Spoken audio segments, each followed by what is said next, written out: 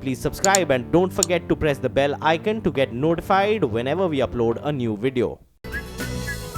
CNBC TV18 Weekender, only on CNBC TV18. Hi there, we're back on the Weekender on CNBC TV18 and this time with a very, very special guest. People talk about the IQs and EQs, but the thing you have to miss and the thing most people miss is the SQ, which is the spiritual quotient. So to fill that in and enrich our lives, we have with us Gaur Gopal Das.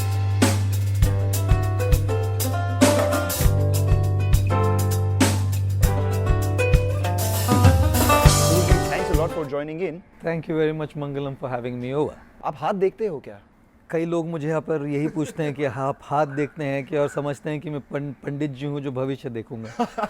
That's exactly the And myth. when people come and tell me about this, पंडित जी आप हाथ देखेंगे क्या? I start talking to them in my British accent in English. You understand what I mean, right? And when I say that, they're a little shocked speaking in English. And then of course I tell them that I'm a lifestyle engineer, not a pandit ji. So now you see there's no mean feat here. This is what you're gonna get. Let's get down to the business part of it then. You're an engineer. You worked at HP, Hewlett Packard that is. What made you make this switch, I think 22 years ago or something? Yes. I think we are all here wanting to make a difference in the lives of people. It's easy to make a buck, very hard to make a difference. So I felt that as an electrical engineer working with Hewlett Packard, I would definitely be able to make some difference, but there were millions making a difference in that way. I felt I needed to make a difference in a different way, make a difference in people's lives. Therefore in London when somebody asked me, this lady, British lady asked me, you were an engineer, why did you quit your profession? I said to her, I didn't quit my profession, I upgraded my profession from a electrical engineer to a lifestyle engineer. So I don't fix machines any longer, I fix the people who fix the machines. That's pretty cool. So what kind of problems do people have right now and what are the biggest problems that they have to fix? I think people who haven't made it there, their problem is how do I get there? People who are in the journey, reaching there, their problem is how to stay determined and focused to reach there. And people who have reached there, their problem is how do we find a purpose, because they've seen it all, done it all, and they're saying what's next. But all through, there's one common problem that everybody has, pressure and the stress to perform. Those who want to get up there, the stress to reach, those who are there, the stress to maintain. Everybody's going through pressures and stress. So I'm sure you're fixing a lot of people's lives, but before that you had to fix your own life to be able to upgrade your OS, so to say. Sure. What were the challenges for you, the challenges before you? What did you do to be who you are right now? Yeah, I think if you are on an airline and on a flight, the cabin crew will come and announce that if there be a lack of oxygen supply in the cabin, masks will come from the panel above your head. Secure them normally and breathe normally and make sure your mask is in place before you assist and help others. Exactly. So you truly cannot help others unless you are yourself in place. And when we talk about putting your life in place, like my personal life in place, I feel there is a great need to give that priority to fix your life. So yes, there were challenges, moving from being a HP engineer to a lifestyle engineer, moving from being a pampered son to a monk, moving from living in comfort to living in meager facilities in the ashram, in the monastery. There were challenges, but these were all external challenges. The internal challenges were, am I missing out? You're out there, if I out there, you would probably be really elevated to a very high position in the industry.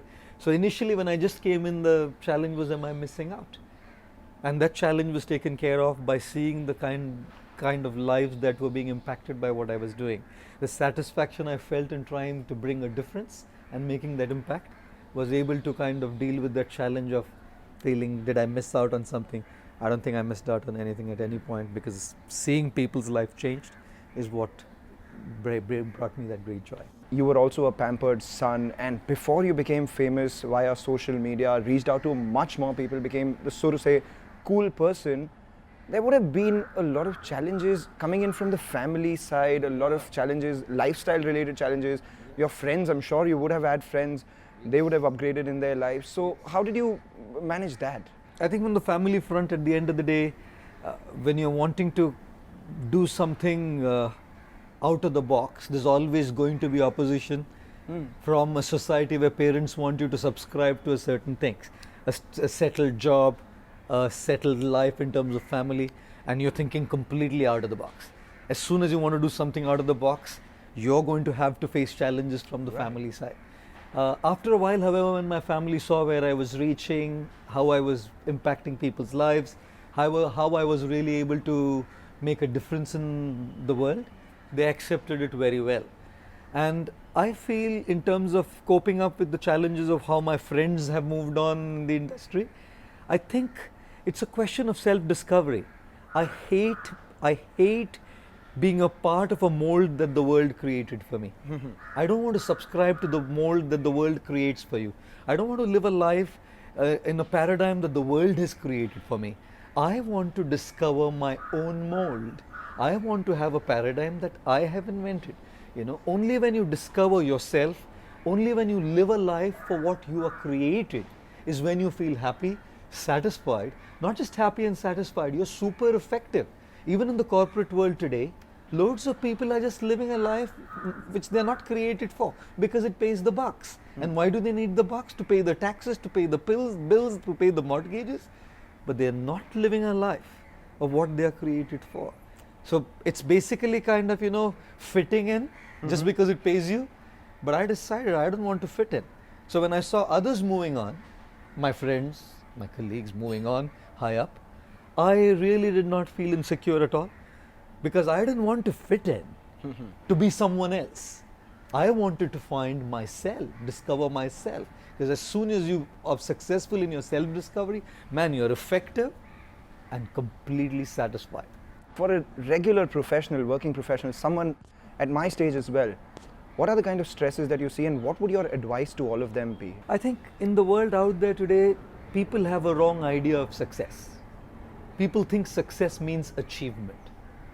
And people think success means having all what the world is promoting to you. So the more you have, the more successful you are and the more happier you are. That's a completely wrong idea of success that people have. Now, when you're wanting to achieve and you're wanting to get the best and you're wanting to get there all the time, obviously you have to work hard. Loads of people are putting in 14, 16, 18 hours of work, not prioritizing their health, not prioritizing their hobbies, not prioritizing their family, not prioritizing their spirituality, not prioritizing their unwinding themselves. But how much do you prioritize? There's so many things seeking your attention. Correct. Is there a risk of people spreading themselves too thin, and how do you figure that out? How do you fix that? I don't think so. It's a question of spreading yourself out. I think it's a question of finding the right balance. Irritability and lack of satisfaction is an outcome of a life out of balance. You know, a life out of balance. Now it's like when an artist is wanting to make a painting or a pencil sketch, and if he's sharpening the pencil, someone comes and says, hey man, you're wasting your time sharpening the pencil. But unless you sharpen the pencil, whatever you do is going to be extremely blunt. So if you even want to be effective at work and achieve, it's better that you be internally focused. If you're not focused and if you're not internally and mentally stable, your output at the workplace is low as well. I'm saying that if you prioritize those things that mean to you, you work on yourself, you work on your internal self, the consequence of that will be super productive in less number of hours. People are taking much longer to do something that they could have done in much shorter amount of time, because they're distracted, they're not focused, they're not together internally. What you're saying is very simple, but it's not easy. Absolutely. So let's cut to the chase. Sure. Give it all to our viewers. A few practical solutions to continue to focus on oneself and not be distracted by the noise that there are. Some Correct. practical solutions. Correct. Number one, start taking an inventory regularly. Okay. Don't just go with the flow. If you're not even paying attention to, if you're not even cognizant, if you're not even identifying those areas, you're not going to work on them. So first, identify that I need to work on this. Understand that this is a priority. Step two is regularly take time out. If you don't take a break, you're simply leading to a breakdown. Okay. A break is going to help you get to a breakthrough, but a lack of break is going to get you to a breakdown. If you have ever read the book The Monk Who Sold His Ferrari, It's a guy who's been working, achieving, putting his 200% and gets a cardiac arrest at a young age in the courtroom. What is it all about? You've achieved everything and you're massive failure because you couldn't work on your life. So 2 is take a break. Now you might say, man, I'm really busy. How am I going to take a break? Which basically means you've not got it right. If you can't take a break, you're leading to a breakdown. Prioritize that break so you can achieve a breakthrough. Yeah. I know breaks are not easy. Even me, my life is 150 to 200, sometimes 250 flights a year. Exactly. That's how much I travel. How do you take a break? I've learned the art of unwinding on the go. How do you do that? You have to do it on the go. Prioritize it. Listen to your favorite music. Read your favorite book. Eat your favorite food. You know, meditate while you're on the go. Sit there. Unwind yourself. Learn the art of cutting off from the surroundings while you're sitting in the car driving back home. You're sitting on a 17 hours flight to New York. You know, what are you going to do all those 17 hours? Learn the art of cutting off from the surroundings and going within. I do that. So you spoke about, the monk who sold his Ferrari. You seem to be a guy who's got it all sorted. You don't seem like a person who's cut out of a rational sadhu mold. You chose to take this profession Sure. up. So if I can call it a profession or vocation, so to say. So what did you analyze in that arena? What would work, what would not work? Sure. And how did you get to where you are? Yeah, I believe that the 7 greatest, I would say the 7 words which are the greatest enemy of growth and progress in any field, including what I'm doing, are, we have always done it this way. Nokia thought we have always done it this way. They are out. You know, Blockbuster thought they've always done it this way. Netflix threw them out. If I as a monk thought that we have always done it this way, the monks in the past have always spoken this way, they've always been this way, well, I would be out as well. My not wanting to be out was not because I wanted to be the center. My not wanting to be out was so that I can reach out to people and help make a difference in their lives. So obviously I had to change with times. Obviously I had to change my jargon. Obviously I had to bring in a punch of, a bit of humor in there. Obviously I would have to speak lines which will resonate with people. It's like, I hate using the word, but it's like saying old wine in a new bottle. Right. Principles never change. Values never change. Knowledge and wisdom doesn't change. But how you bring it to people, that certainly can change. And I believe that's what's resonated with people. It's not that I'm saying anything new. It's the same wisdom, the same knowledge. Many people are speaking it. But just the way you package it. So Nokia failed in packaging themselves rightly, coming into digital photography. Right. Blockbuster denied when Netflix approached them. They're out. And if I think I don't change, I don't keep up with the times, well, I'm outdated. If you're not updated, you're outdated. Whether it's spirituality or the industry out there, it doesn't matter. It's absolutely true. You speak to a lot of the corporates. Spiritual quotient, that is something which is lacking in across the corporate fraternity Sure. right now. Could you give us an example of how spiritual quotient in a corporate company led the company to a lot of success? Yes. I think when we are talking about a spiritual quotient, the word mindfulness is a big thing in the world today. I was in San Francisco and I was invited to speak at Salesforce. Okay. And Mark Benioff, one of the things he's done at Salesforce is he has prioritized mindfulness for every single employee. Every single floor of their headquarters in Salesforce has a mindfulness zone.